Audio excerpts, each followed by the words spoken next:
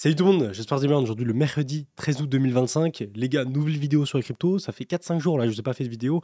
Rappelez-vous, j'avais passé un assez gros long sur Ethereum pour viser le break des 4000 et ensuite voilà, jouer en fait la hausse qu'on pouvait avoir entre les 4000 $ et la TH du coup des 4800 $ qui pouvait se faire assez rapidement, mais je pensais pas aussi rapidement non plus. Et on avait vu dans une vidéo que bam, on avait passé les 4000, donc c'était parfait, c'était trop bien. Et derrière, on était assez bullish pour plusieurs raisons, parce qu'il y avait l'open interest qui montait, on avait le funding qui restait très très bas, on avait très très peu de murs de vente au final au-dessus de nous, ce qui était vraiment bullish, et donc on a pu faire un run durant le week-end et durant un début de semaine tout droit là, direct. On a pété les 4002, 4003, 4005, 4006, on est même monté à 4700 $ aujourd'hui, c'est complètement fou. Attention à ne pas tomber dans l'euphorie, parce que vous allez voir que malgré que voilà, on est très très bullish, il y a des très bonnes datas, on commence petit à petit voilà, à arriver sur des niveaux où on a bien accéléré, donc il va falloir faire attention, surtout en arrivant vers la TH. Vous allez voir qu'on a des zones là vers les 4008, 4009, voire 5000 $ qui sont assez importantes et sur lesquelles on devrait se faire un peu freiner. Donc je vais vous donner un peu mon avis par rapport à tout ça. Vous allez voir que pour l'instant aussi, les altcoins, on a quelques surchauffes qui commencent à arriver, un peu de vert qui commence à arriver, comme on voit sur Dogecoin. On a le Solana qui fait plus de 10%. BGB aussi qui a fait une belle bougie mais qui est redescendu. On a le Link qui a très très bien performé aussi durant ces derniers jours. Et ça c'est une bonne chose parce qu'en général le Link il performe en début de tendance haussière. C'est souvent la même chose, mais en gros souvent comme j'explique depuis des années, quand tu as le bull run qui se lance, c'est BTC qui prend toute la dominance et qui pousse en fait le Bitcoin, le bull run avec lui. Ensuite, en général, ça se déverse sur le TH, donc c'est ce qu'on connaît là depuis quelques mois. Et ensuite, petit à petit, ça se déverse sur les autres altcoins. Mais souvent, ce qu'on a vu, ce que moi en tout cas j'ai vu en 2020-2021, c'est que Link était dans le premier de tous les altcoins avec ETH à aussi performer pas mal. Et du coup, c'est ce qu'il est en train de faire. Après, sinon, si on regarde juste au Total 3 et on regarde l'ensemble des altcoins en enlevant BTC, ETH, Link, franchement, la plupart, pour l'instant, ça reste encore très bas, très faible. Et vous allez voir aussi sur les fundings, vous allez voir qu'ils n'ont pas trop bougé. Donc, on n'a pas du tout d'euphorie, pas encore trop de gens qui se positionnent dessus. Ce qui est une très très bonne chose, parce que ça veut dire qu'on a encore beaucoup de marge sur les autres altcoins pour monter en fait. Et que pour l'instant, la liquidité est toujours focus sur Ethereum et que petit à petit, voilà, ça va se déverser sur les autres altcoins. Après, le truc, c'est savoir quand. Et ça, c'est compliqué à savoir. Mais plus Ethereum en fait monte et plus il prend de dominance, plus au bout d'un moment, on va se rapprocher du fait que la liquidité va se verser sur le reste des altcoins. Du coup, voilà pour tout ça. On va commencer directement avec les news. On a Harvard qui investit 120 millions de dollars dans l'ETF Bitcoin de BlackRock. Alors, Harvard qui est, voilà, vous connaissez forcément l'une des plus grandes écoles américaines et même au monde, qui du coup se focus sur Bitcoin, ce qui est excellent parce que ça veut dire que on a voilà, l'une des entités, l'une des écoles les plus réputées au monde qui estime que du coup Bitcoin a une valeur par eux et qu'ils se mettent dedans. Alors je pensais pas qu'ils étaient aussi riches parce que 120 millions de dollars c'est énorme. Je pensais pas que ça brassait autant d'argent. C'est vrai que quand tu vois les prix d'entrée pour aller dans ces écoles c'est abusé. Mais du coup voilà, c'est balèze et c'est surtout une image de plus pour Bitcoin. On a aussi le Salvador, ça on savait déjà qu'ils étaient très bullish, mais le Salvador qui annonce la création prochaine de Bitcoin Banks, une première mondiale visant à intégrer encore plus profondément le Bitcoin dans son système financier. Donc à voir ce que ça donne, mais sûrement voilà, une banque centrée autour de Bitcoin, enfin focus sur Bitcoin. Ça va être intéressant à suivre. Ensuite, on a eu la data macro US, on a eu quelques chiffres intéressants. Alors, pas forcément sur l'inflation ou voilà, sur les taux d'intérêt pour l'instant, parce qu'on n'a rien d'ici septembre, mais au niveau de certains chiffres qui peuvent avoir du coup un impact sur l'économie et donc sur l'inflation. Alors, en gros, on a eu 3 chiffres, donc l'indice des commandes, qui lui n'est pas bon. Vous voyez, au niveau des chiffres, on est au-dessus à chaque fois de ce qui était prévu. Donc, c'est encore supérieur aux estimations et du coup, c'est quelque chose à garder à l'œil. Parce que voilà, une croissance trop forte de ces chiffres-là pourrait ne pas aller dans le sens de la Fed pour baisser les taux d'intérêt voilà, par rapport à l'inflation. Donc ça, surveiller. Par contre, du côté des autres chiffres, vous voyez que ce soit au niveau de l'indice de l'activité du secteur des services, là, on est bon. On descend légèrement, ouais, on est prévu 51, on est à 51,1, alors que de base on était à 51.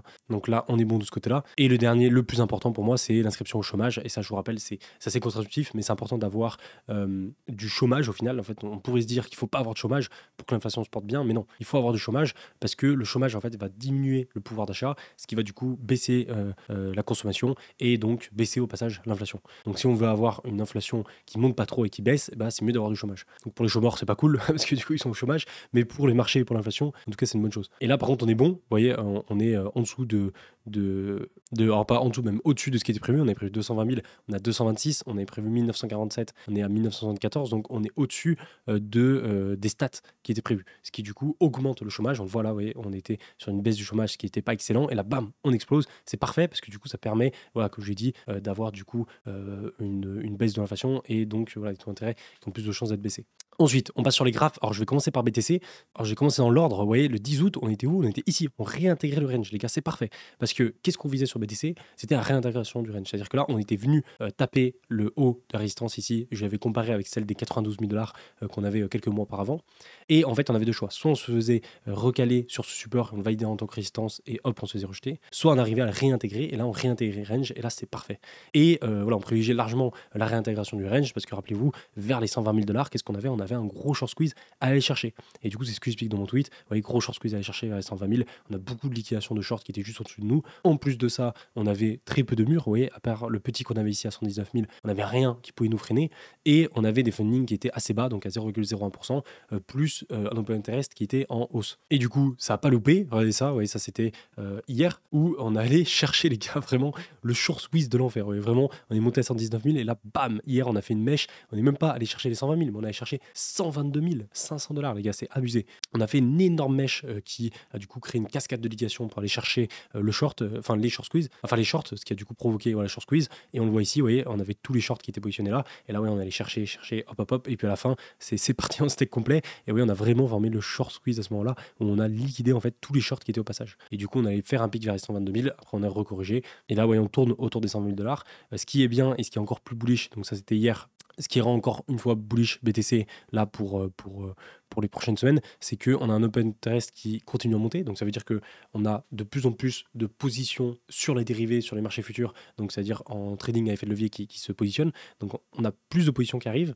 Et ensuite, pour essayer de savoir si c'est des positions longues ou si c'est des positions short, il faut regarder les fundings. Et les fundings, ils ne bougent pas. Ils sont à 0,01%. Ça veut dire qu'on a de l'open interest qui monte. Donc ça veut dire qu'on a plus de positions qui arrivent sur le marché. Et on a les fundings qui ne bougent pas, voire parfois descendent. Donc ça veut dire qu'on n'a pas plus de longues qui se positionnent, mais on a tout autant de shorts que de longues qui se positionnent, et voire même plus de shorts que de longues, avec cet open interest qui monte. Donc ça veut dire que pour l'instant, le marché n'est pas en surchauffe. On n'a pas une euphorie du côté des longues où tout le monde se positionne à la hausse, ce qui fait que du coup le marché pourrait corriger pour sortir ses shorts, enfin ses longues. On n'est pas dans ce cas-là. On est plutôt dans le cas où voilà, les gens continuent à essayer de timer le marché, à essayer de shorter le top.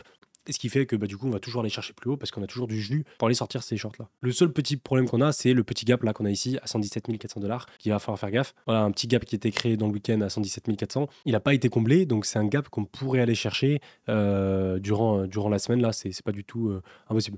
Ensuite, on passe du côté d'Ethereum. Et là, les gars, c'est n'importe quoi. Alors déjà, on a les ETF Ethereum aux États-Unis qui ont enregistré un inflow, donc c'est-à-dire une entrée en fait d'argent sur les ETF de plus de 1 milliard de dollars. Les gars, je ne sais pas si vous vous rendez compte, c'est énorme. C'est la meilleure journée depuis le lancement de l'ETF Ethereum, c'est la meilleure journée qu'on ait eue en termes d'inflow, d'entrée sur cet ETF-là. Voilà, les ETF Bitcoin, par exemple, ont de leur côté enregistré 178 millions de dollars d'entrée nette. Je ne sais pas si vous vous rendez compte. C'est-à-dire que là, on est sur quasi 5, 6, 7 fois plus d'entrées sur Ethereum que sur BTC en une seule journée. C'est lunaire. On a eu un faux mot là sur Ethereum sur les dernières semaines, derniers mois, qui est abusé, quoi. Alors que de base, je vous rappelle, Ethereum, il était vraiment plus personne n'y croyait, quoi. Vraiment, tout le monde lui crachait dessus. Et là, il a fait le comeback du futur. Et c'est parfait parce qu'en fait, pour nous, derrière, enfin pour moi en tout cas, qui est très positionné sur les altcoins, sur Ethereum, etc., déjà, ça me fait pump bag Ethereum, c'est parfait. Mais surtout, derrière, ça va permettre aux altcoins de pouvoir récupérer de la dominance, récupérer de la performance, ce qui est exactement ce qu'on veut. Ensuite, tiens, j'ai vu une petite fractale. Bon, à prendre avec tes pincettes, hein, parce qu'il compare BTC à Ethereum, même pas sur les mêmes graphiques en termes de temps. Ouais, là, c'était plutôt 2018, 2019, 2020. Et là, du coup, il compare à 2022, 2023, 2024, 2025. Mais en gros, ouais, on avait à peu près la même sorte de compression qu'on avait au niveau du cours. Puis dès que ça a pété, hop, on a explosé. Du coup, là, il estime faire la même chose avec un top qui pourrait arriver vers les 12 000 dollars. Donc, j'ai expliqué que c'est vrai que casser ce niveau-là des 4 000 dollars, break les 4 000 dollars sur lequel on reste depuis 2021 et ensuite aller chercher la TH, c'est en fait la cassure d'une structure pour du coup break ça vers le haut et ensuite profiter en fait de la consolidation qu'on a fait pendant plusieurs années pour ensuite monter. Et vu que c'est une consolidation de plusieurs années, forcément la montée, elle va être proportionnelle à ça. Du coup, logiquement, on prend l'entrée, on le reporte à la sortie, mais ça donne, je crois, une target de 20-25 000 dollars sur Ethereum, c'est pas possible. Enfin, en tout cas, moi, je n'irai pas attendre ce moment-là pour vendre. Mais vous voyez, aller chercher, je vous disais, au minimum 8 000 dollars, entre 6 et 8 000, ça me paraît tout à fait logique. C'est-à-dire que 6-8 000 dollars, ça paraît largement faisable. Ensuite, aller chercher au-dessus, 10-12 000, c'est grave faisable aussi. Mais derrière, moi, j'ai commencé déjà à sécuriser des profits. Dès qu'on arrivera sur les 6 000 $, 8 000 $, parce que voilà, j'irai pas tenter le diable à essayer de timer le top vers les 10 12 000, voire plus. Et du coup, du côté d'Ethereum, à court terme, qu'est-ce qu'on a eu? Donc ça, vous voyez, c'était le 9 août. Je vous disais que pour moi, c'est la crypto la plus bullish à court terme, parce qu'avec les datas qu'on avait, franchement, on pouvait pas être plus bullish sur Ethereum. Et ça a pas loupé, parce qu'en fait, Ethereum, bah voilà, bien super performé le marché, il a passé les 4 000 $ comme dans du beurre, easy. On le voit, franchement, là, les derniers jours, vous pouvez regarder la map un peu, on était sur une performance nettement supérieure sur Ethereum comparé aux autres cryptos. On n'avait aucun mur de vente, vous voyez, tout le long, en fait, on n'avait aucun mur, c'est-à-dire qu'on avait des petits murs, mais franchement, rien comparé à ce qu'on avait en mur d'achat à la baisse. D'habitude, on a beaucoup plus en termes de murs de vente, donc pas grand-chose pour nous stopper. En plus de ça, l'open interest qui faisait que monter et les funding qui restaient très très bas, donc c'est une excellente chose. Derrière, du coup, je ne me suis pas gêné vers les 4000. Rappelez-vous sur mon trade sur ETH, donc j'étais rentré vers les 3900 $ et j'ai ajouté de la position ici plusieurs fois vers les 4200 $ parce que j'estimais que voilà, les data c'est super bullish, donc je pensais qu'on allait monter plus que les 4002 et aller chercher 4005, 4006, etc. Et du coup, j'ai ajouté de la position et je suis monté, vous allez voir, jusqu'à 400 000 $ là sur mon trade Ethereum en termes de position avec levier. Donc ça commence à faire. Et derrière, on a commencé, vous voyez, à avoir un petit range en H1 qui a commencé à se former. On avait une sorte d'épaule, tête-épaule qui commence à se former, donc c'était pas le top au niveau structure en H1. Mais derrière, ce qui était très très très bullish, c'est regardez ça, regardez les gars, le mur d'achat qu'on a. Non, franchement, c'était abusé. Vers les 4002 là sur Ethereum qu'on a commencé à retracer, on a eu énormément de murs d'achat qui sont positionnés, d'ordre d'achat. Regardez ça, des 4150 aux 4060 $. Les gars, c'était blindé. Et c'est parfait parce que du coup, vous voyez, le cours, il commence à absorber. Regardez, il descend, hop, il absorbe tous les ordres d'achat, vous voyez. Donc en fait, là, il y a une grosse force vendeuse pour absorber tous ces ordres de vente, d'achat plutôt. Et là, on continue à absorber, oui, on continue à absorber, on continue à absorber. Et en fait, plus tu absorbes d'ordre d'achat comme ça, plus la pression vendeuse doit être forte en fait pour maintenir ça. Et au bout d'un moment, bah, ça tient plus. Et on a absorbé trop de murs d'achat. Donc la pression vendeuse se réduit. Et puis au bout d'un moment, hop, ça s'inverse. Et là, on repart. Et du coup, c'est ce qui s'est passé. Regardez ça derrière, vous voyez, on pouvait avoir une épaule tête-épaule qui se confirme et derrière on plonge plus bas et on trouve le bottom entre les 4002 et 4000 avec tous les murs d'achat qu'on avait et finalement, vous voyez, on l'a trouvé bien avant à ce niveau-là et on a commencé à former un range et paf, à le péter par le haut. Donc là, c'est juste parfait parce qu'au final, vous voyez, break des 4000, petit range en H1, break des 4003, direction les 4005.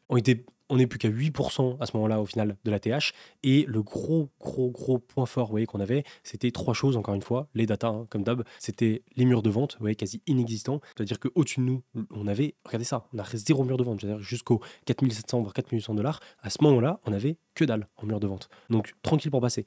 En plus de ça, l'open interest qui continue à monter, donc de plus en plus de positions qui arrivent sur Ethereum. Et les gars, le Graal, c'est que on a les fundings qui descendaient. C'est-à-dire qu'on a les fundings qui sont descendus, ils étaient à 0,001%, 0,01%, et ils sont descendus à 0,008%. C'est-à-dire qu'on a plus de positions qui sont rentrées sur Ethereum en termes d'open interest et les fundings qui sont redescendus. Donc ça veut dire qu'on a moins de longues qui sont positionnées et plus de shorts qui sont positionnés. Ce qui veut dire que tant mieux pour nous. Vu qu'on a plus de shorts qui se positionnent, le cours va avoir encore tendance à avoir du jus, à monter vers le haut pour aller sortir ces shorts qui sont de nouveau positionnés et qui essaient de tamer le marché. Donc c'est derrière moi, du coup, je suis refait parce que tu vois, je me suis repositionné sur les 3009 et sur les 4002. Du coup, encore, ça pète derrière. Et du coup, je peux vous montrer vite fait voilà, ce que je vise sur mes trades. Donc, ouais, sur mon trade Ethereum que j'ai ici, hop.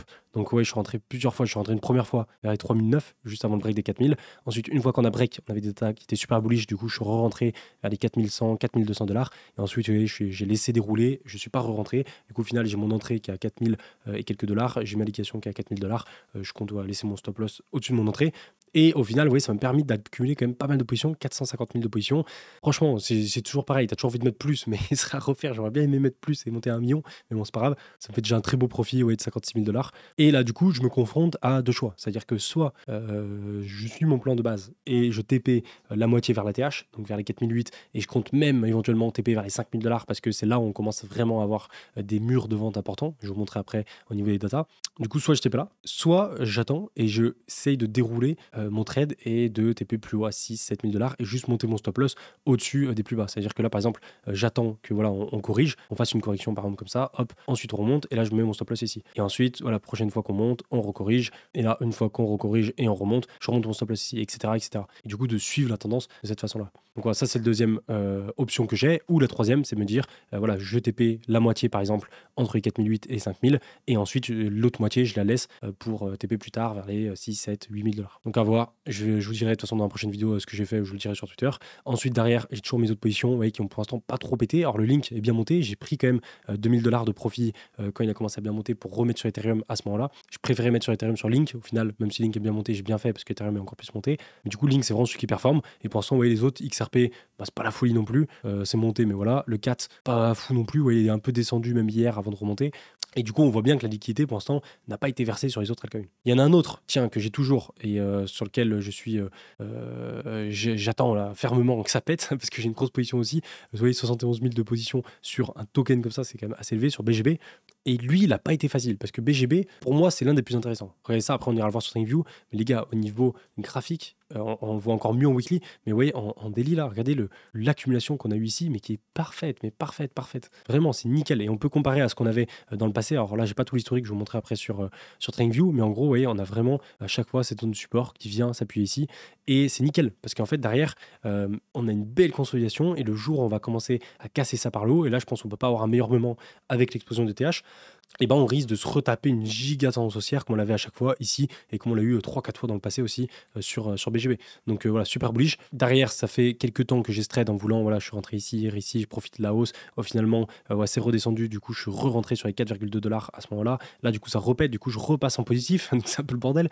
Et là, vous voyez, aujourd'hui, on a fait une giga bougie en daily pour ensuite, vous voyez, tout ravaler à la baisse. Enfin, pas tout, mais une bonne partie. Et là, du coup, je me tâte à me dire, vas-y, je vais essayer de choper une entrée. Voilà, éventuellement, on peut avoir un petit bottom ici. Donc pourquoi pas re-rentrer là, si je vois que ça redescend, re-rentrer à ce niveau-là et essayer de jouer la prochaine hausse. Parce que là, j'ai vraiment envie d'accumuler du BGB pour cette belle consolidation qu'il y a ici. Et d'ailleurs, vous voyez, BGB, je le fais sur BitGet parce que c'est le seul exchange BitGet, forcément, vu que c'est hors token, c'est le seul exchange où je peux trader le BGB. Enfin bref, voilà pour ça. Ensuite, je reviens sur les altcoins. Parce que les altcoins, c'est moins la folie. Vous voyez, pour l'instant, on a quelques paires qui sont intéressantes. Mais pour l'instant, vous voyez, c'est vraiment ETH qui prend le lead. On le voit clairement avec le Total 3. Donc le Total 2 et le Total 3. Donc Total 2, ça représente toutes les cryptos sauf BTC. Et le Total 3, ça représente toutes les cryptos sauf BTC et ETH. Donc uniquement vraiment les altcoins. Et on voit que le Total 3, le Total 2 plutôt, il est à, je crois, 2-3% de son ATH. Donc ça veut dire qu'il est bien monté. Alors que le Total 3, il est genre encore à 15-16% de son ATH. Donc il est beaucoup moins monté. Donc ce qui montre que c'est vraiment ETH qui emmène à la hausse le Total 2. Et vu que dans le Total 3, il n'y a pas ETH ni BTC, on est plus à la ramasse. Et on le voit, regardez ça, le Total 3, vous voyez, on n'est même pas revenu sur les niveaux qu'on avait avant de péter là, début juillet, enfin mi-juillet plutôt. Donc on n'a pas encore le réveil tant attendu du reste des altcoins. Par contre, du côté de la Bitcoin dominance, vous voyez, ça bouge un peu plus, même si ça reste léger. Alors franchement, on n'a pas de chance, mais regardez ça les gars, la clôture weekly de la Bitcoin dominance. Non mais c'est quoi ce bordel? On a clôturé pile dessus, quoi, exactement comme là. Donc là, cette semaine qu'on est en train de faire en cours, il faut vraiment qu'on arrive à clôturer dimanche soir là, sous le ruban de mobile pour enfin valider ce signal en weekly là, de retournement de la Bitcoin dominance et valider cette LQ season là pour le weekly. Et c'est vrai que pour l'instant, la Bitcoin dominance, elle descend pas trop parce qu'en fait, c'est surtout Ethereum qui l'a fait descendre. Et ce qui va vraiment faire chuter la Bitcoin dominance fort, c'est pas Ethereum, mais c'est tout le reste des altcoins parce qu'ils sont bien plus importants. Et c'est exactement ce qu'on avait en 2017 et 2021. Donc pour l'instant, c'est pas encore le cas. Mais ouais, ça risque de bientôt arriver. Et ce qui est intéressant par contre du côté des altcoins, c'est que voilà, de nouveau, les funding, vous voyez, on est très très bas. On a un peu de jaune orange qui arrive, mais comparé à ce qu'on avait avant, c'est que dalle. Donc ça veut dire qu'on n'a pas du tout d'euphorie du côté des altcoins. On n'a encore pas beaucoup de gens qui se positionnent. Et que côté FOMO, voilà, on n'a quasi rien. Donc ça peut être une bonne chose pour commencer à faire une rotation sur les altcoins. Du coup, ce que j'explique ici, voilà, je compte éventuellement couper une partie de mon long sur Ethereum pour ensuite faire une rotation sur le reste des altcoins. Bon, ensuite, on peut aller voir du coup les dernières datas là qui sont en cours. Vous voyez ça du côté des funding, on commence un petit peu à remonter. Donc faites gaffe. Vous voyez, alors ça reste très léger parce que tant qu'on reste vers les 0,01, on reste quand même très bas. Mais dès qu'on va commencer à monter à 0,02, 0,3, voilà, 4, 5, 6, puis après on va peut-être monter à 0,1, là on va commencer à plus chauffer. Mais pour l'instant, on n'y est pas. Vous voyez, sur BTC, on reste relativement bas, 0,01. Par contre, sur Ethereum, vous voyez, on a un peu plus monté. Ethereum, il y a 1 ou 2 jours, on était à 0,8. Donc, on était encore plus bas. Et là, du coup, on a une belle montée. Donc, ça veut dire qu'on a de plus en plus de longues qui se positionnent. Donc, on peut avoir une petite correction court terme pour aller sortir ces longues avant de repartir. Donc, ça, il faut faire gaffe. C'est pour ça que là, moi, je m'étais pas mal positionné sur les 3009 et les 4002 parce qu'on avait des datas qui étaient super intéressantes. Mais maintenant qu'on se rapproche des 4006, 4007, je préfère attendre éventuellement une petite correction ou voir jusqu'où on va aller que de me repositionner et prendre le risque de manger une petite correction. Derrière, Pinterest, je ne les remonte pas, mais ils sont tous en ATH, ils font que monter. Donc, c'est surtout les fundings qu'il faut surveiller. Du côté des fundings que je vous ai montré juste avant, regardez, au niveau hop, on peut dézoomer, au niveau des altcoins, on est très très loin de l'euphorie. Vous voyez, là, on avait une petite euphorie mi-juillet qui arrivait, mais c'était encore très léger. Vous voyez, on avait un peu d'orange, de rouge qui arrivait. Mais là, regardez, on a que dalle, on n'a rien. On est toujours dans le vert. On a un peu de jaune qui apparaît, mais c'est tellement léger qu'on a encore vraiment de la marge. Et si on compare, regardez, par rapport à fin 2024, on en est tellement loin. Regardez fin 2024, on n'était même pas en quelques season. Regardez comme c'était orange, regardez comme on était en surchauffe du côté des altcoins. Alors que vous voyez, ce qu'on avait ici mi-juillet, c'était que dalle, et ce qu'on a ici, c'est encore moins, quoi. C'est vraiment rien. Donc voilà, le run des altcoins n'a pas encore commencé. Bon, ensuite, allons regarder un peu les ordres de vente et les ordres d'achat. On commence par BTC, vous voyez, en 4 heures. Là, on commence à attaquer les 121 000, 122 000 $. Donc la target, forcément, c'est aller chercher les 125 000. Et vous voyez, c'est largement faisable. C'est-à-dire que là, ouais, je vous disais de faire gaffe sur Ethereum parce qu'on a un peu les fundings qui montent. Mais en réalité, quand on prend les datas au global, on a encore tellement de marge pour monter, quoi. Alors peut-être pas à court terme dans les heures qui suivent tout de suite, mais sur du daily, sur la fin du mois, sur l'été, là, sur même septembre jusqu'à fin d'année, on a encore clairement de la marge. Parce que on a un marché qui est en plein début de reprise haussière, en tout cas sur les altcoins, pas forcément sur Bitcoin, parce qu'il a déjà fait une bonne partie de son run, et Ethereum commence à être aussi sur une bonne partie de son run, mais on a un momentum global là, qui arrive sur les cryptos qui est assez fort et qui n'est pas prêt encore de tout de suite s'épuiser. Et regardez juste les ordres de vente sur BTC, c'est assez lunaire, parce que ouais, là, en termes d'ordre de vente, on a que dalle. Ça veut dire que là, sur BTC, on a quoi? On a 300 BTC, c'est rien, à 128 000 $. Mais après, les gars, on n'a rien. Genre vraiment, je peux dézoomer au max, regardez, on n'a rien du tout. Le prochain, qui est 500 BTC, qui n'est pas non plus énorme, mais qui commence à être un peu important, c'est vers les 128 000. Donc là, si on veut faire un run tout droit vers les 128 000 sur BTC, d'ici, voilà, sur les prochains jours, prochaines semaines, c'est largement faisable. Surtout au fait qu'on a des open interest qui montent, on a les fundings qui restent très bas, on n'a pas d'ordre de vente, à part une news extérieure de Trump, de l'inflation, de la Fed, de je sais pas quoi, au niveau de data, on est parfait pour monter. Aux 128 000, il y a zéro problème. Après, si on regarde du côté d'Ethereum, là, c'est autre chose. Bon, là, c'est un peu plus compliqué, parce que on commence à avoir plus de murs, vous voyez. Alors, ça reste encore une fois assez léger, on n'est pas non plus sur les murs qu'on avait, rappelez-vous, vers les 4 000 $ quand on avait buté la première fois, où on avait fait 3 000 tout 4 000, et là, c'était le bordel, vous voyez, quand on était là vers les 4 000, regardez tout ce qu'on avait, c'est-à-dire qu'on commençait à attaquer les 4 000, ouais, on avait vraiment énormément de murs, de 12 000 ETH, 8 000, là, c'était 6 000, 7 000, etc. Et là, on arrivait ici, et regardez ça, c'était n'importe quoi, on avait 10 000 sur 10 000 sur 10 000 sur 10 000 sur 6 000, etc. Et donc là, en fait, on avait une énorme force acheteuse, mais on avait tellement de murs de vente que, bah, au bout d'un moment, forcément, la force acheteuse, elle s'est épuisée. Et pour l'instant, si on regarde, ouais, si on compare, regardez le mur de vente qu'on a ici comparé à ce qu'on a là, bah ça va. On n'est pas encore sur une accumulation d'ordres de vente qui va freiner notre momentum haussier. Mais là où il faut faire gaffe, c'est que ça change, ça bouge vite. Donc là, oui, pour l'instant, au-dessus de nous, voilà, 2000 Ethereum, 3000 Ethereum, ça on pourrait l'absorber assez facilement. Mais dès qu'on va arriver par là, ouais, 4-5 000 Ethereum déjà, à 4800 $, c'est pas énorme pour l'instant. Mais plus on va se rapprocher, plus ça va accumuler d'ordre. Donc il faut se dire que par ici, vers les 4008, vers la TH, ça a commencé à être un peu plus compliqué. Et si on va au-dessus, je pense que là, on va avoir un vrai frein. C'est-à-dire que vers les 5 000 $, je pense qu'on va avoir un vrai frein. Pourquoi? Parce qu'on commence déjà à avoir, vous voyez, 2005, 2002, 12 000 Ethereum, j'avais même pas vu 5 000, 2000. Là, juste, on a 12 000 Ethereum. Alors que, vous voyez, on a de la marge, c'est-à-dire qu'on a encore 6% à aller chercher. Donc, c'est pas mal. Mais ça veut dire que plus on va se rapprocher, plus on va avoir une accumulation d'ordre de vente. Et quand on va se rapprocher de 5 000, on risque d'avoir peut-être 20, 30 000 Ethereum accumulés au total. Donc, à ce moment-là, ça risque d'être compliqué. Donc, c'est pour ça que, oui, éventuellement, moi, par rapport à mon trade, commencer à prendre des profits avant ce niveau-là, avant les 5 000 $, avec 4008, 4009, ça peut paraître pas trop mal. Donc, voilà pour Ether. Si je continue sur Ethereum au niveau de TradingView, au niveau graphique, regardez ça, la récurrence un peu des cycles qu'on fait sur Ethereum. C'est-à-dire qu'on part des 2000, on monte aux 3000. On part des 3000, on monte aux 4000. On part des 4000, on monte aux 5000. Vraiment, on a vraiment fait ça. Genre 2-3000, ensuite plateau, 3-4 000, plateau, 4-5 000, et après le but, de nouveau plateau, et ensuite 5-6 000, etc. Un peu comme Bitcoin au final sur tout son bull run. Et donc là, quand on était vers le break des 4 000, j'étais très bullish. Encore une fois, quand on était à 4 002, j'étais très bullish. Mais là, plus on se rapproche, comme je vous montre ici, des 4 008, 5 000, plus je me dis, attention, vous voyez, là, on a encore de la marge, mais dès qu'on va arriver là-dedans, ça risque d'être compliqué. Là, on risque d'avoir une correction, on risque forcément d'avoir un moment où on va un peu ralentir avant de répéter. Même si la tendance, après, derrière, weekly, reste tout à fait haussière, et quand on dézoome encore plus, voilà, juste, c'est parfait. C'est parfait ce qu'on a. C'est-à-dire que là, on a vraiment, vous voyez, là, au niveau mensuel, on a vraiment cette compression qui est ici, on peut prendre assez large avec un carré comme ça, hop, on compresse là-dedans, bon c'est un peu le bordel, mais en gros, vous voyez, on compresse là-dedans, hop, hop, hop, et là, on arrive à la cassure de ça. et c'est la cassure des 4000 $ sur laquelle on galère depuis tout ce temps, mais aussi la cassure de la TH des 4008. Et donc la cassure de ça derrière, forcément, ça relance une grosse tendance haussière, vu qu'on casse une période de consolidation qui a duré pendant plusieurs années, et comme à chaque fois tu casses ça, souvent tu montes de cette façon par exemple. Et donc là, vous voyez, aller chercher, je vous parlais de 6-8 000 $ minimum, mais on peut très bien aller chercher 10-12 000, c'est largement faisable. Après derrière, si tu times le top, ça va être super compliqué. Donc c'est pour ça que moi, dès qu'on va arriver vers 6-7 000, je commence à prendre des profits, puis plus on va monter, plus je vais prendre des profits tout simplement. Donc ça c'est parfait. Si on regarde du côté de THBTC, vous voyez, on repart à la hausse fort, et ça régale. Non mais regardez ça les gars, oh le comeback, mais de l'enfer franchement. Vous voyez déjà juste quand on était là, rappelez-vous, on a fait poser le bottom, on est monté fortement, on a commencé à ranger, paf, on repète vers le haut, on re-range, paf, on repète vers le haut. Les gars, c'est magnifique ce qu'on a. Et si on dézoome en weekly, c'est même lunaire ce qu'on a envoyé en mensuel. Regardez ça quoi. Le gros retest du support de 2019 quoi, 2019 voire voilà, mi-2019, on a posé notre plus bas sur Ethereum BTC, on est revenu dessus. On est revenu dessus et on est venu chercher le bottom à ce niveau-là pour ensuite remonter. Non mais incroyable. Et derrière, ce qui est excellent, et c'est ce que je lui expliquais quand on était à ce moment-là, c'est que plus on va monter de ce côté-là, et plus on va chercher, par exemple, là on a 38% vous voyez, de dominance, si on monte à 40, donc plutôt 50 même, 50 voire 60%, ce qui est tout à fait faisable, oui, d'aller à ce niveau-là, et on va avoir un Ethereum qui, même si BTC bouge pas, il reste à 120 000, on va avoir un Ethereum qui va monter à 6, 7 000, 8 000 $ facile. Juste parce qu'en fait, il récupère la dominance face à BTC. Et donc, si on a un Bitcoin qui monte en plus à 140 000, 150 000, 160 000 $, et que du coup, on a un Ethereum qui continue de monter à 40, 50% de dominance, et en fait, on va avoir un Ethereum qui est monté bien plus à 10, 12, 13 000 $. Ce qui est juste parfait.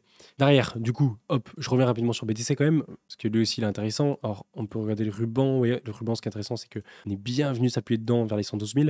Ensuite, on redécolle. Donc, ça va être de nouveau à surveiller le ruban. Ouais, quand on va avoir une prochaine correction, on va regarder à quel endroit il sera. Mais là, pour l'instant, comme je vous montrais sur BTC, on est très bullish. C'est-à-dire que Ethereum, j'étais ultra bullish là ces dernières semaines. C'est pour ça d'ailleurs, j'ai chargé sur mon trade. Mais là, je suis toujours très bullish sur Ethereum. Mais je me dis que BTC peut encore plus être bullish. Parce que au niveau des data, on a les fundings qui sont plus bas, on a un open interest qui monte bien, et surtout au niveau des ordres de vente, on n'a rien. C'est-à-dire que là, jusqu'aux 128 000, c'est vide. Et donc avoir une PT de Bitcoin, ouais, une montée de Bitcoin jusqu'aux 128 000 à court terme sur les jours qui suivent, semaines qui suivent, ça me paraît tout à fait faisable. Surtout que voilà, on est sur le début du break, donc forcément quand on break une structure, on commence à bien accélérer en général, comme on a eu par exemple, ouais, ici on a break, hop, on a bien accéléré, pareil on break, on risque de bien accélérer, et 128 000 me paraissent assez cohérent pour une prochaine consolidation, une prochaine correction pour ensuite repartir. Donc voilà. C'est un peu ce que je vis sur BTC et c'est parfait parce qu'en fait, ce qui risque de se passer, c'est que BTC il va monter à 128 000, il va commencer à toper vers les 128, 130 000, éventuellement corriger, à consolider un peu comme on a fait ici. Et du coup, Ethereum, lui, pendant ce temps, il risque de monter aussi aux 5 000, de se stopper aux 5 000, commencer à corriger. Puis dès que ça va commencer à être un peu mieux sur BTC, il va commencer à repartir, toute la liquidité qu'il a chopée en montant, il va ça remettre sur Ethereum et là, on repéter 5 000, etc. Donc ce que je vise, après, je sais pas si ça se fera en théorie, ça dépendra aussi des news qui vont sortir. Mais pour l'instant, c'est vrai que ça paraît plutôt logique de faire un scénario comme ça. Du côté de la Bitcoin dominance, regardez ça en weekly. Alors déjà en daily, on est allé chercher, rappelez-vous, c'est magnifique parce qu'on avait corrigé sur BTC et du coup on avait forcément une Bitcoin dominance qui remontait parce que forcément quand BTC corrige, il domine un peu plus que les altcoins et les altcoins déjà baissent plus que BTC. Juste après c'est savoir à quel point ou pas ça remonte. Et donc nous notre but c'était pas d'avoir une Bitcoin dominance qui monte au-dessus ici mais qui reste en dessous. Donc un rebond par exemple comme ça c'était bon. Et là ce qui est incroyable c'est que le rebond qu'on a fait, il était tout petit au final. Il était tout petit et ce petit rebond a annoncé pas mal de choses sur les altcoins parce que ça annonce qu'on a un momentum qui est assez fort sur les altcoins parce qu'ils tiennent la face contre BTC quand ils corrigent. Donc ça veut dire que quand le marché va repartir, les altcoins vont être encore plus bullish. Et du coup, ça n'a pas loupé. Vous voyez, dès qu'on a commencé à repartir, ETH, c'est un des premiers à vraiment performer et à pousser cette Bitcoin dominance à la baisse. Mais ce qu'on voit, c'est que au final, la baisse qu'on a regardée en weekly, de la Bitcoin dominance, elle est ridicule. C'est-à-dire que quand on compare cette baisse de Bitcoin dominance comparée à celle-là ou même à celle-là, vous voyez, on est tout petit. Il n'y a rien. C'est-à-dire que pour l'instant, en termes d'alcool season, au sens propre du terme, on n'a pas d'alcool season en termes de chute de Bitcoin dominance. On est encore au tout début. Donc oui, on peut dire que c'est un début d'alcool season, mais on l'a pas encore, on n'est pas encore en plein dedans. Et pourquoi? Parce qu'en fait, tout simplement, il n'y a que Ethereum qui pousse la Bitcoin dominance à la baisse. La majorité de la Bitcoin dominance, quand elle est pousse à la baisse, c'est pas Ethereum qui le fait, mais c'est le reste des altcoins. Et du coup, tant que les restes des altcoins vont pas tous péter à la hausse, on n'aura pas de Bitcoin dominance qui va chuter comme on l'a eu ici ou ici. Mais c'est pas un problème, parce qu'en fait, c'est juste, ça va dans l'ordre. C'est-à-dire que là, de nouveau, vous voyez, quand on est dans cette période en 2021, on a eu quoi? On a eu BTC qui a performé tout le long, et ensuite, c'est Ethereum qui a pris le lead, vous voyez. Et toute cette période-là, janvier-février, c'est Ethereum qui faisait que exploser. Et ensuite, dès que Ethereum a bien explosé, toute la période de mars, avril, mai, là, c'est tout le reste des altcoins qui a explosé. Et vous voyez, là, on a vraiment eu la grosse chute de la Bitcoin dominance, parce que quand les altcoins montent tous, ils emportent tellement de capitalisation avec eux que la dominance face à BTC, elle chute complètement. Et donc, Là, pour l'instant, on est encore dans ce cas-là où BTC a dominé tout le long. Là, on est dans la phase où Ethereum domine clairement, ce qui risque de continuer un peu. Le truc, c'est savoir quand ça va s'arrêter. Donc, peut-être vers les, je sais pas, 5 000, 6 000, 7 000 peut-être dollars. Et ensuite, le reste va être pris par les altcoins. Et logiquement, du scénario là que je vous parle depuis des années, le truc, c'est ce qu'on vise, bah, c'est la grosse allocation sur le reste des altcoins où dès que la liquidité va passer d'Ethereum, par exemple, à ce niveau-là, aux altcoins, bah là, bam, ça a chuté très fort, très rapidement. Et en l'espace de quelques mois, on va avoir une chute énorme avec énormément de liquidité qui va arriver sur le reste des altcoins. Bon, ça, du coup, c'est le scénario que je privilégie depuis le début, quoi, enfin, depuis 2021, depuis 2022. Et je me dis que on n'a jamais été aussi proche pour commencer à le réaliser. Donc, ça fait plaisir. Voilà, pour ça, rapidement, qu'est-ce qu'on a sur les altcoins? Je voulais passer, tac, on a le ATR, tiens, qui remonte un petit peu, mais c'est encore léger, vous voyez. Ouais, ça remonte un peu, mais c'est encore très léger. Vous voyez, justement, regardez, ATR, ouais, on est encore sur des plus bas. C'est-à-dire que si on regarde les plus bas qu'il a fait depuis les dernières années, là, enfin depuis 2024, on est plus proche de ces plus bas-là que de ces plus hauts de ces ATH. Donc, on a encore beaucoup de marge avant de monter. BGB, par exemple, alors BGB, il est un peu différent. Mais BGB, pareil, ouais, là, si on regarde depuis fin 2024, on est plus proche de son bottom que de son ATH. Et la plupart des altcoins, du coup, c'est ça.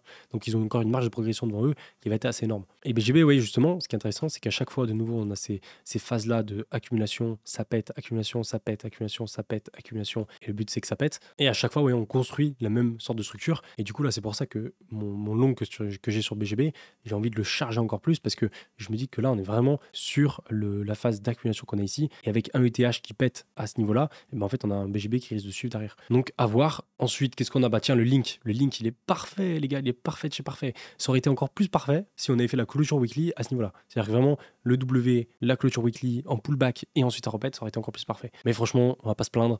Déjà, la structure, c'était l'une des structures que je regardais le plus, que j'étais le plus bullish dessus. Et c'est pour ça que j'ai pas mal de spots sur cette ligne et surtout que j'ai remis un trade dessus. Mais ça aurait été à refaire. J'aurais mis un plus gros trade sur Link. Mais bon, c'est pas grave. De toute façon, on peut pas toujours faire parfait. Mais c'est vrai que là, ouais, la structure qu'on avait sur Link, le gros W avec le break, le pullback et derrière ça remonte, c'est juste parfait. Derrière, est-ce que le Link va être de nouveau intéressant pour la suite bull run? Bah, à court moyen terme, oui, parce qu'en fait, alors à court terme, je sais pas exactement, parce qu'on peut toujours avoir une correction avant de remonter, mais en tout cas à moyen terme, oui, parce que juste aller chercher son ATH, je pense que ça va être largement faisable et ça va être l'un des tokens qui va encore plus performer sûrement là en début d'allocation. Mais après, par contre, une fois que Ethereum va commencer à se calmer et que ça va aller sur les autres altcoins, lui, le Link, il risque de faire un peu plus comme Ethereum et commencer à se calmer. C'est un peu ce qu'on avait aussi en 2021. Vous voyez, ou en 2020-2021, il a vraiment performé au tout début, c'est-à-dire qu'en 2019, il commençait déjà à péter, en 2020, il commençait déjà à péter alors qu'on était encore en Bitcoin season, et à la fin, ouais, quand Ethereum a pété, il a de nouveau pété. Par contre, dès que les altcoins ont énormément pété à ce moment-là, vers mars, avril, mai, bah lui, il montait, mais beaucoup moins, quoi. Donc voilà, pour ça, du côté des marchés traditionnels, vous voyez, on refait un plus haut, c'est parfait, on est allé chercher un petit bottom, on remonte. Le Nasdaq, c'est la même chose. Le dollar qui rechute, c'est nickel. On garde du coup notre tendance haussière en weekly avec des plus hauts de plus en plus bas et des plus bas de plus en plus bas, donc c'est nickel. Et là, le but, ça va être vraiment d'aller chercher un plus bas sur le dollar pour continuer à baisser et du coup profiter de la corrélation positive entre le dollar et BTC.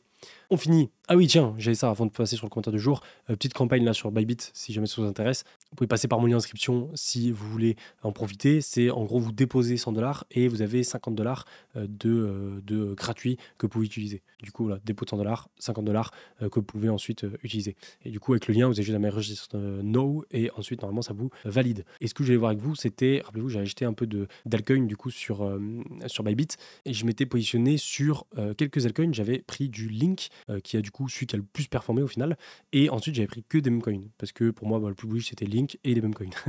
Et du coup finalement Link c'est celui qui a le mieux performé et les memcoins, oui, c'est un peu suivi, Trump, Doge, Shiba, PP, mais c'est pas non plus voilà la folie. Il y a un autre comme ça panier de memcoins que j'ai, c'est sur Swissborg, que j'invite d'ailleurs aussi à passer en inscription si jamais ça vous intéresse, plus au niveau investissement, mais Swissborg hyper intéressant parce que vous pouvez faire des paniers d'achat en fait de crypto comme un ETF en fait avec plusieurs cryptos dedans. C'est-à-dire que par exemple sur Swissborg, moi ce que j'achète pas mal, c'est le panier de memcoin. En gros, vous achetez un qui va allouer plusieurs pourcentages à plusieurs memcoins. Par exemple, vous mettez 1000€ sur le panier de memcoin et derrière, vous allez avoir 100€ qui va être distribué sur 10 memcoins différents. Et en fait, ça va être réalloué au fur et à mesure de la hausse des memcoins pour essayer d'anticiper et d'essayer de trader, enfin d'investir sur les meilleurs memcoins. Et ça a plutôt bien marché en fin 2024 et du coup, je mise là-dessus aussi pour la prochaine un peu hausse des altcoins. Du coup, voilà, si ça vous intéresse, je vous mettrai tout ça en description. Je finis avec Nolan qui vous dit merci pour la vidéo. J'ai deux questions. On entend souvent dire qu'un Bitcoin à 200K serait trop haut. En même temps, certains estiment qu'un ATH à 123 000 ne serait pas suffisant. Du coup, beaucoup s'accordent à penser qu'un BTC autour des 150 000 serait un bon compromis. Mais est-ce que le marché ne pourrait pas nous piéger en s'arrêtant autour des 130 000, 140 000 et range sans attendre les 150 000 tout de suite? Et au passage, où est-ce que tu trouves tes pre-sales? Alors, très bonne question. Du coup, je peux te montrer un peu ce que je voulais sur TradingView.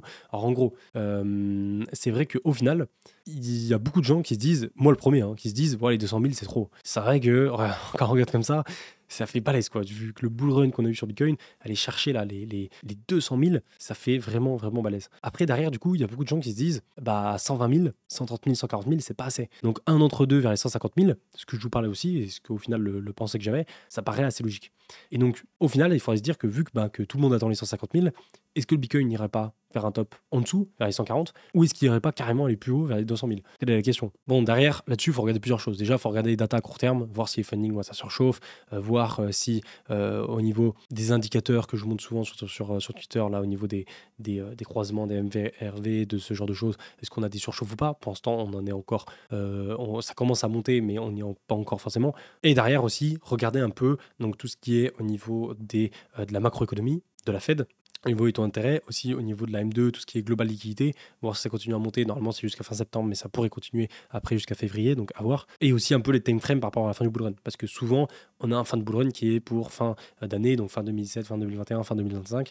Et là, si on prend les 500 jours après le halving classique, on tomberait à peu près vers octobre 2025. Donc vers octobre, novembre, décembre, si on voit qu'on a un BTC qui est vers les 150, 160 000 $, on pourrait se dire, voilà, on est sûrement pas très loin du top. Après, le dernier indicateur que je regarde pas mal, mais sur lequel j'ai un doute, c'est le P-Cycle Indicator. Je ne sais pas si vous vous souvenez, mais le P-Cycle Indicator, très très efficace, qui avait marqué un premier top, vous voyez, à ce niveau-là, au jour près, deuxième top au jour près ici, troisième top en 2017 au jour près aussi, hallucinant.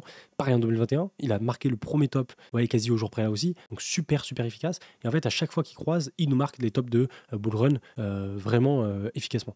Et là, ce qui est intéressant, c'est que on en est très loin. Ça veut dire que, vous voyez là, par exemple en 2021, on avait un gros écart, puis ça s'est resserré très fort jusqu'à croiser. Pareil, gros écart ici, vous voyez au début, puis c'est rapproché très fortement jusqu'à croiser. Et là, en fait, on arrive à la fin du bull run, logiquement, mais on a un écart qui est énorme, vous voyez, qui est vraiment énorme. Parce que, je sais pas, par rapport à la configuration du bull run, ça fait qu'à chaque fois, ça réécarte la courbe à chaque correction. Et du coup, de ce principe-là, si on compare un peu la largeur qu'on a ici, par exemple, par rapport à là, c'est comme si on était ici. Ou la largeur qu'on a par rapport à 2017, c'est comme on était, par exemple, ici, vous voyez. Donc c'est comme si on était au début du bull run.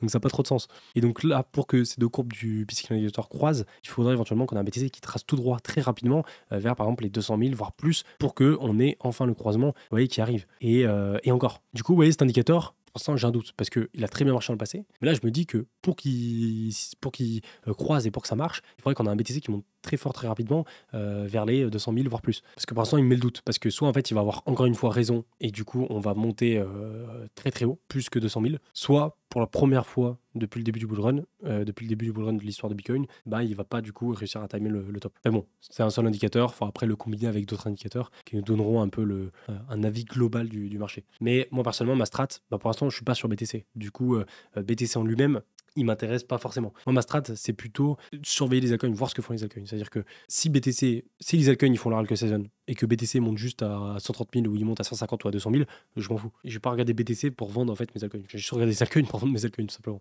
Mais après, c'est vrai que plus BTC va monter, mieux c'est, parce qu'en fait, on aura plus de liquidités qui vont tomber sur les altcoins. Et du coup, moi, mon top signal que je pourrais avoir sur BTC, je vais le calquer par rapport aux altcoins. Si je vois que les altcoins chutent complètement, au niveau de la Bitcoin dominance, que la Bitcoin dominance chute complètement, qu'on part un algo season très fort, et qu'on a une Bitcoin dominance qui commence à revenir vers les 40%, par exemple une Bitcoin dominance qui vient ici vers 45, voire 40%, même si Bitcoin soit, je sais pas, à 130 000, à 150, à 200 000, à 250 000, si je vois qu'on est par là vers Bitcoin dominance, pour moi, j'aurais déjà vendu progressivement mes altcoins, et pour moi, le top de Bitcoin ne sera plus très loin, même peu importe le chiffre sur lequel il sera. Parce qu'en fait, on n'a jamais vu un Bitcoin qui fait pas son top par rapport à la Bitcoin dominance. C'est-à-dire qu'à chaque fois, vous pourrez regarder, par exemple, vous voyez le plus bas de Bitcoin dominance ici, quand on était en fin d'alcool season, et hop, c'était le top de BTC, vous voyez, vers début 2018, fin 2017. Par ici, vous voyez, dès qu'on a fait le premier top sur BTC, c'était quand? C'était en mai, quand on a fait la fin de l'alcool season. Et de nouveau, vous voyez, quand on a refait un bottom sur la Bitcoin season ici, sur la Bitcoin dominance,